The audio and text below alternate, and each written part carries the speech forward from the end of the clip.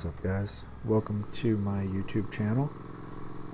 It's a new channel, and I haven't really been vlogging or talking much in my videos. I've done a lot of raw onboard sound and stuff, and I wanted to take a moment on this video and introduce myself. Kind of who I am, what I do, what I like to do with the bike, and my name is Timothy Antonucci. Worked 650. I used to be a motorsport photographer, and worked was the name of basically like my media business that I freelanced with. When I was younger, about 20 years ago, I followed the AMA Superbike series. I did some magazine work. I co-owned a online webzine and magazine for modified street bikes, superbike racing, tech articles, and we did, pictures of modified street bikes, girls on bikes, racing. Like I said, the AMA Superbike series and all of that, and that's how I kind of got into that. And later on, I did some other motorsport stuff with IMSA and IndyCar. But now I'm retired, and I work as a IT project manager or technology manager. I do a lot of web development. I use Microsoft.NET. I'm a .NET web developer, and I basically enjoy riding out and finding locations to take pictures at in my spare time. So like today, I'll take the bike out, find a cool spot to take some pictures, and post them online. Like I said, I recently started doing videos, and I kind of haven't really found a niche for my channel or exactly what I'm going to do, but I think I'm going to do a couple different videos each month. And for instance, today I want to do a point of view photography video and basically show you guys what I do when I go out on these little rides and I find a cool spot and I take some pictures, maybe share some of my photography knowledge in there, and hopefully you guys enjoy that. I'll get more into that in a minute, but I came out today to South Mountain State Park. This is about 10 minutes from my house. It's a really beautiful area, as you can see. This is the entrance to the park, and basically down into the parking area where all the trails lead off, and a lot of people come here and go hiking. There's a waterfall. As the waterfall rolls down the mountain, it pools off into these like natural rock swimming holes. Me, the wife, and the kids come down here in the summer, and the water's ice cold. We'll hike up the mountain. The kids will stop and swim. We'll all stop and swim and cool off for a bit. And it's just a beautiful area. It's super nice. So I wanted to come out here, and there's this entrance to the park is only 25 miles an hour. You can do 30, 35 through there, and there's some nice like S-curves, some sweeping turns, and I wanted to try and get and find a place where I could get some curves in the background, and I figured this would be one of the best spots to do it. And down through the parking area here, as we come in, there's a stream. As the waterfall comes down the mountain, it terminates into a stream that runs down mostly the length of this parking area. And there's some cool spots to take some pictures down here too.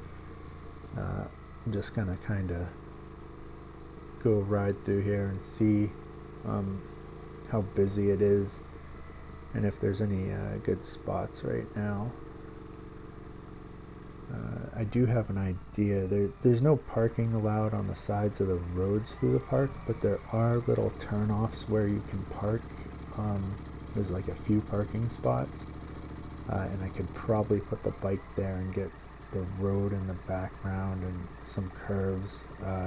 So I want to try and do that first, but I'm gonna look down here and just see. It's not too busy today.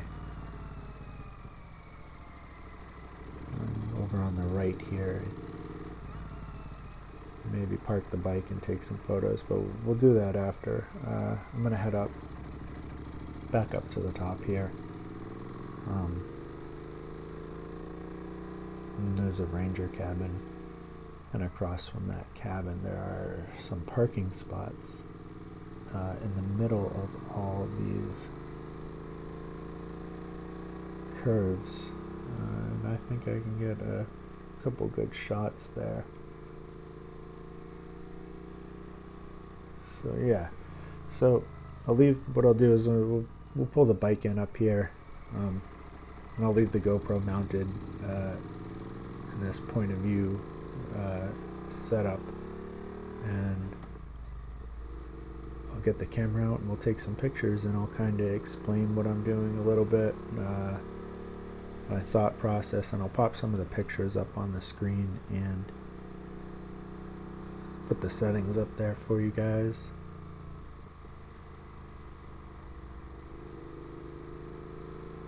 There's a family campground on the right up here too, and they have some cool like camping spots that are like raised up, but they're usually pretty full. Maybe in the off season I could come here and get a good shot in that area.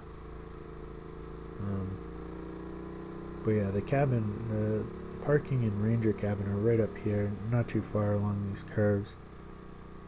So we'll see how it looks.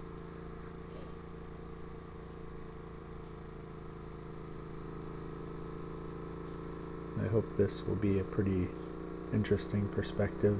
I've seen a couple other YouTubers do it, and I enjoy watching them, so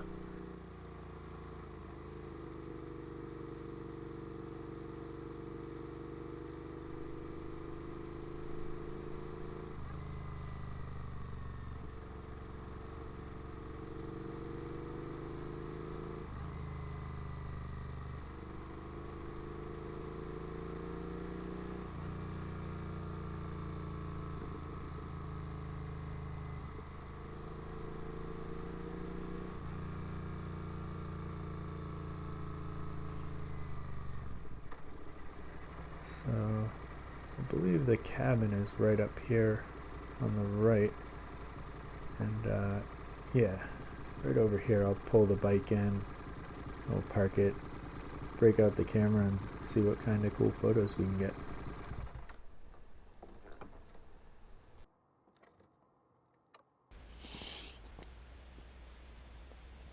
Alright guys, so this is kind of one of the spots I found that I wanted to take some shots at.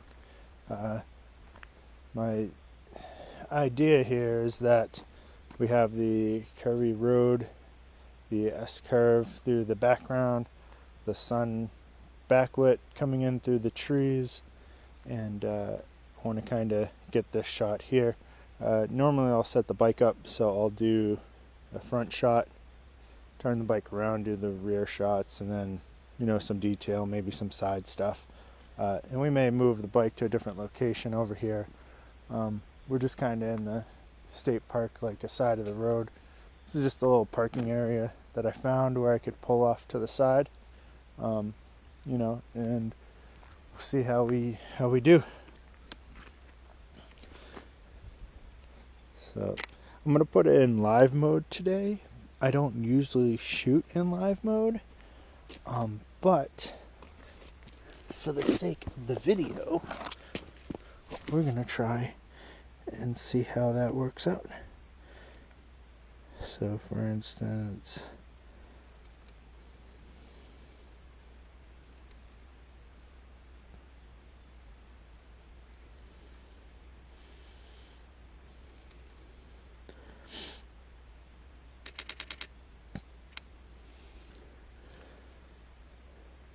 can see the shot there. Backlit, sun coming in. Came out pretty good, kind of how I wanted. I'm just going to check the focus. Make sure everything looks pretty good there.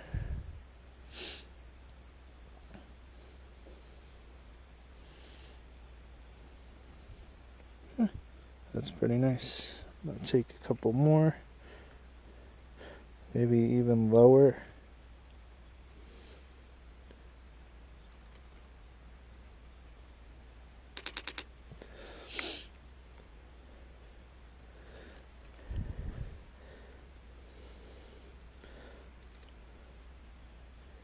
What I'm going to do on this one, I'm probably going to get up and move off to the side so that in landscape mode here I can actually get the S-curve in the background.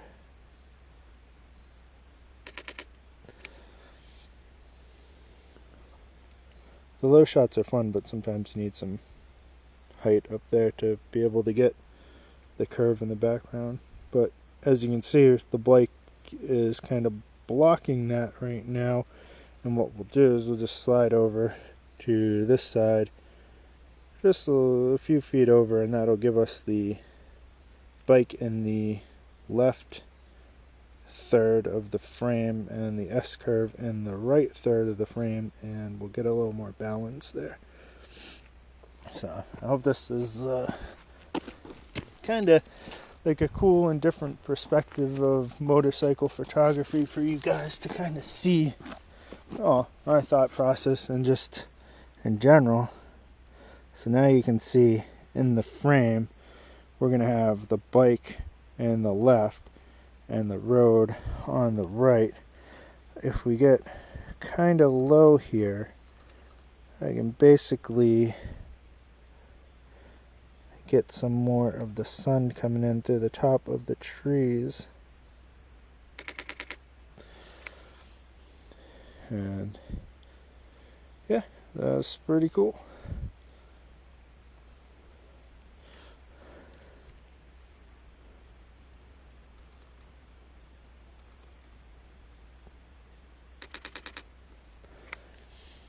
I do like that shot. That one's pretty nice. That's gonna work out well.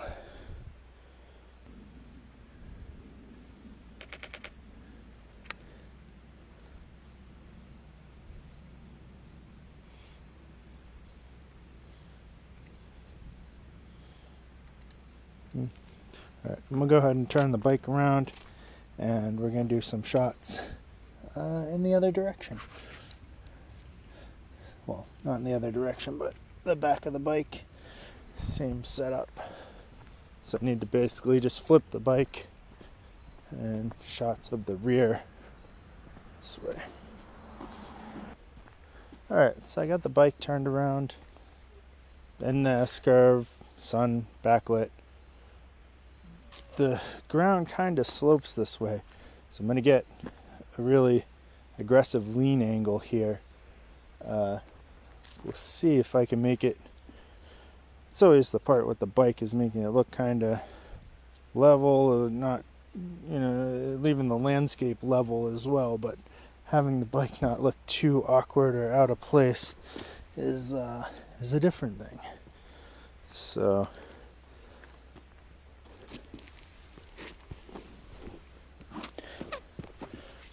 like I said before, I like to use the viewfinder a lot, and getting those low shots, the live view does help in getting low shots, because then I don't have to lay on the ground, I can sit.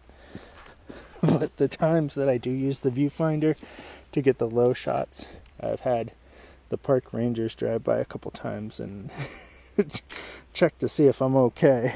They're like, I thought you might have been dead. But they have come to know me a little bit here. I think this is going to look really good. Let's see if I can. Yeah, that's going to look great.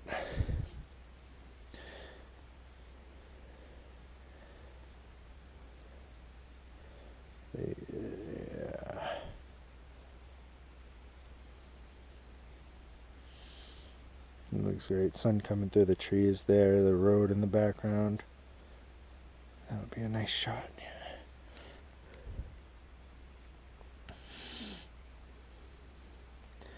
Move our focus point over a little bit.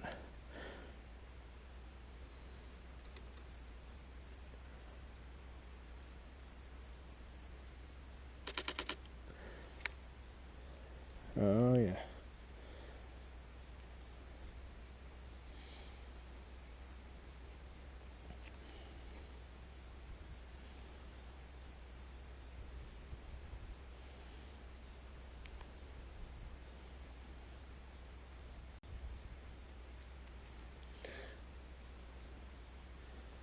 I think that the low shots are going to look best on these. I find a lot of the times the height in which I'm taking the shot will, what I talked about with the slope and the bike looking kind of awkward and out of place on the landscape. The low shots help like bring that ground into play to almost like give you a reference point, I guess, of where the bike is. I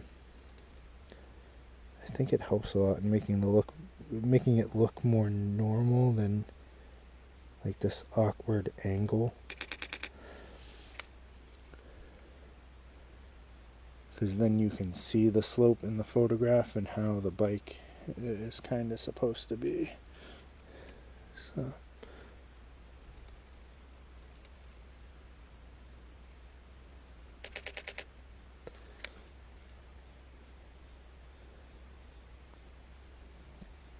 Yeah, so I'm going to take a few different shots. I may try to do a side shot here and move the bike. Other shot I want to do is I'll bring the bike back closer and use some of these trees behind me as kind of like a foreground object in the bike, in the frame. But one thing, so like some of these, there's some flowers back here, and I probably want to be careful of poison ivy here in the park, but having these flowers in as the foreground to the shot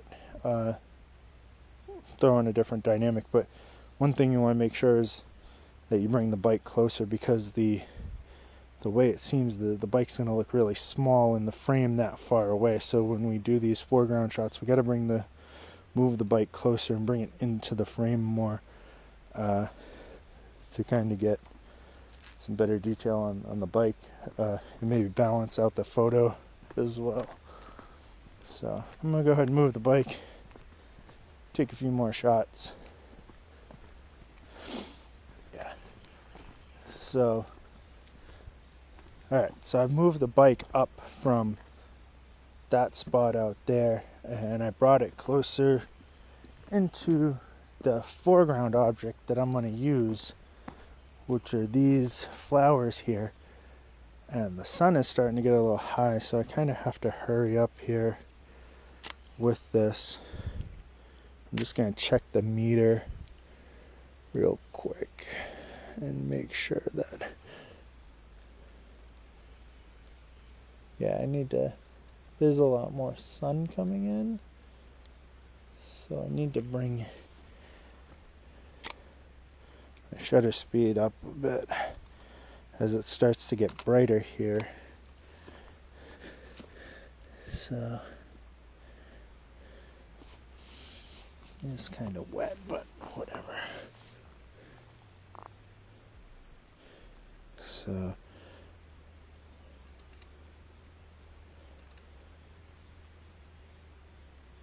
I'm going to bring,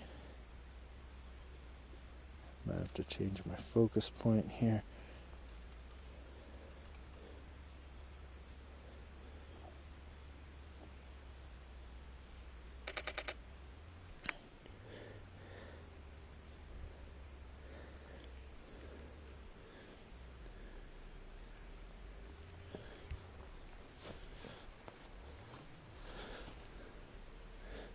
I'm going to get into these bushes here, hopefully.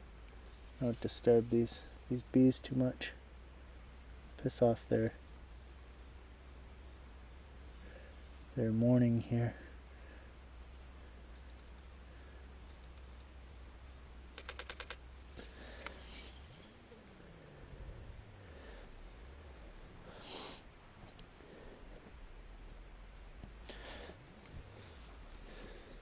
Trying to get it just right to where I got some of the flowers in the foreground, but it's not causing too much overlay on the bike. So, alright, I think the sun's getting too high to where it's getting bleached out now. It's too far backlit to where that's not going to work. Let's see if we just shoot down a little bit on it.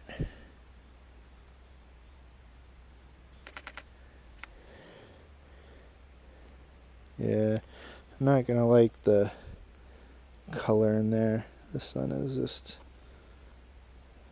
messing up too much of the detail. But I want to try and get this shot. I think that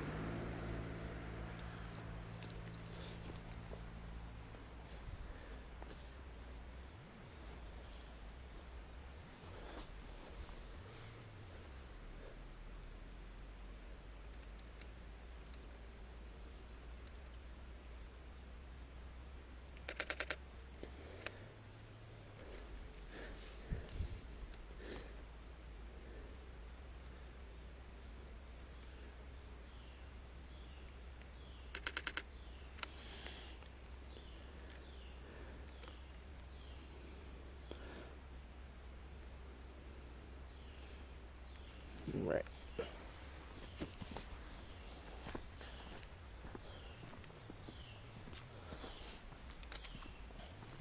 Well, I think that for this section that I was trying to use, the sun has come up too high over the trees here, and what it is when it's the light coming into the lens is kind of bleaching out some of this stuff, so you get into some stuff you can't really fix in camera, and this is going to bleach out too much of the colors in here.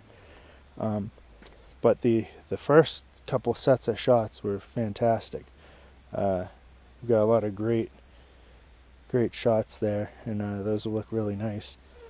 I'm going to probably move the bike to a different location, somewhere less sun or intrusive, maybe not backlit, and take some more photos. But I hope that this has kind of given you guys a glimpse into what I like to do and come out here in nature and just chill out and take some photos, kind of see my process and how I work, and some of the photos that come out. As I edit some of this in post, I see a lot of guys, they'll pop up the photos on screen with the settings, so I'll do that for you guys and put those up there so you can kind of see what's going on.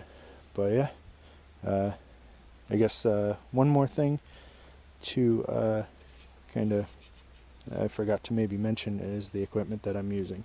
So Nikon D500, it's a crop sensor camera. I've shot crop sensor cameras for a long time, before FX was available. I like crop sensor, especially for sports, because of the crop, and I get a longer focal length. A lot of the times when I was doing motorsport photography, I was a bit of a ways away. I like to use my 7200, my 300, and kind of was able to get away with that with the DX crop. I know the FX, the low light is much better,